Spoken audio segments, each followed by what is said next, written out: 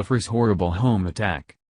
The Secretary of Housing and Urban Development, Dr. Ben Carson, has revealed that his home in Virginia was vandalized with hateful rhetoric about President Trump, and this comes at a time when tensions are high between the far-left and far-right political groups.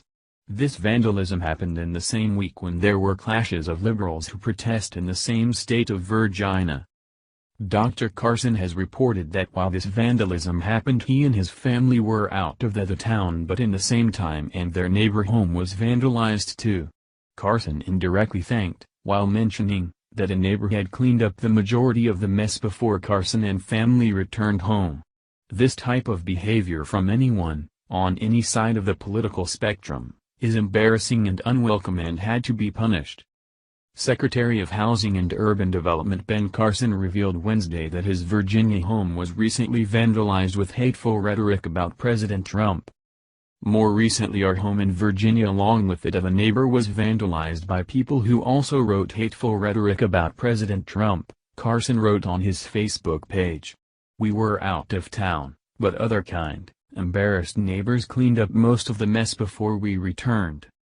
Ben Carson spent time on social media posting that his neighbors were kind enough to clean up the mess. He then shifted to talking about the racial divide in America and touched on events in Charlottesville that possibly sparked even more political issues and tensions.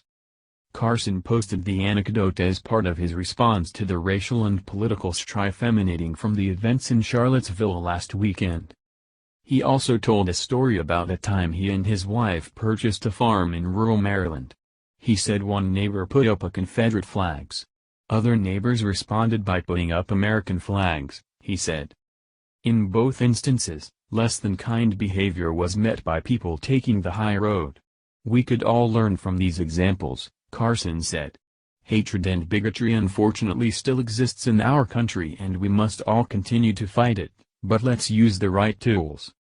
On August 12, Carson and family offered prayers for victims and families affected by the tragic events in Charlottesville.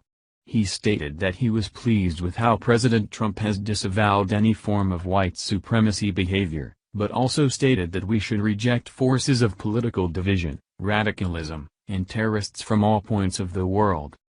The country has been plagued by radicalized leftists consistently causing violence, uproar, and attempting to erase history and everything that offends them.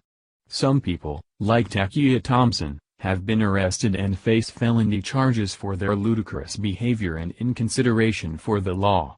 She climbed atop a Confederate statue and placed a rope around the statue, which people below then pulled and took the statue down.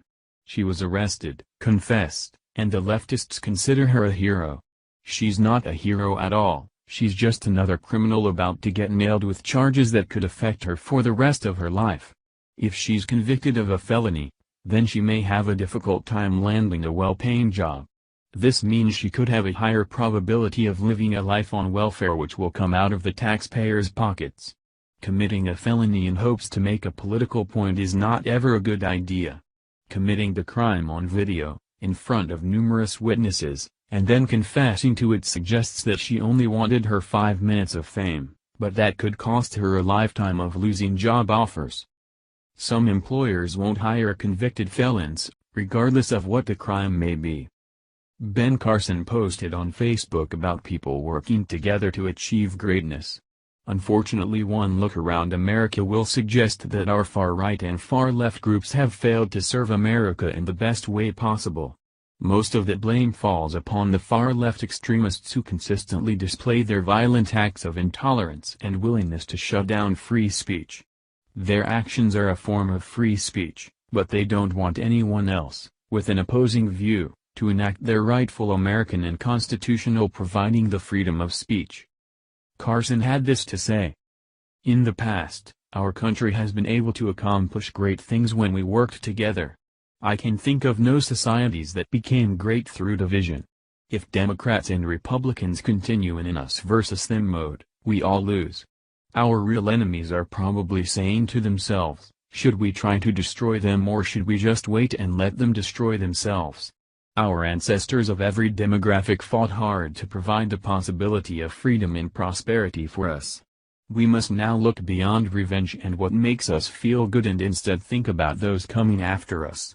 We need to think about compassion, fiscal responsibility and the values and principles that characterize greatness. That will truly make America great again. Thank you for watching this video.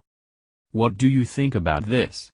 Share this on Facebook and Twitter along with your comments.